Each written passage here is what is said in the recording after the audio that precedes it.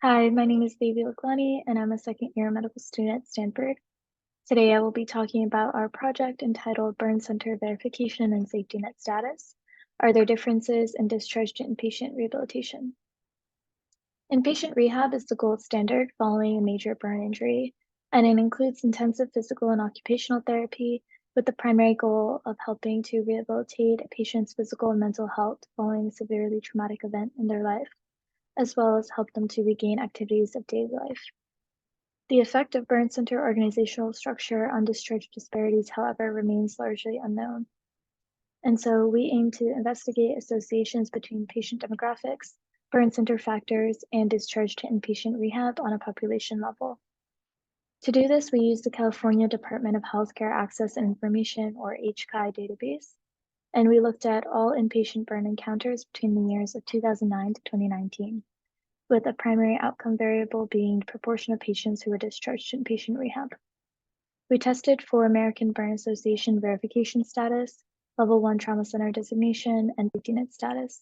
And we adjusted for demographics using race and payer status, as well as burn severity using age and diagnosis-related group.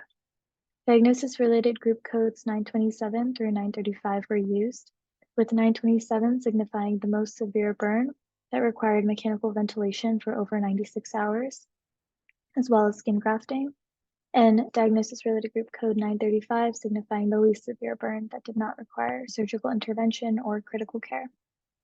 For statistical testing, we performed univariate testing, logistic regression with Bonferroni adjustment, and a sensitivity analysis.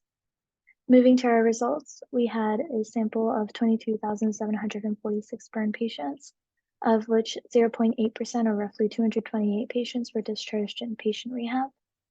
And on the right, we can see figure 1 showing discharge rate by age.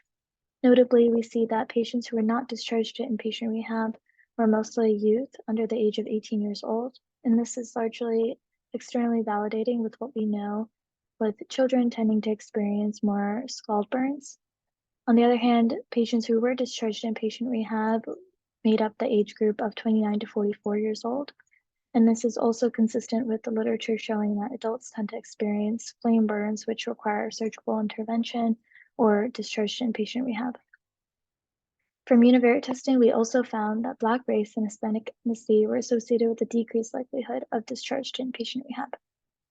Moving to the results of our logistic regression, we found notable predictors for discharge to be Medicare as payer compared to commercial insurance, trauma center status, ABA verification status, and safety net facility status. And we can see that with figure 2, showing there to be a statistically significant difference in safety net ABA verified and trauma center burn centers. Finally, with figure 3, we see the discharge rate by burn center. And we can see that we looked at 12 burn centers in California, and the variance was 0.016 with a standard deviation of 0.13.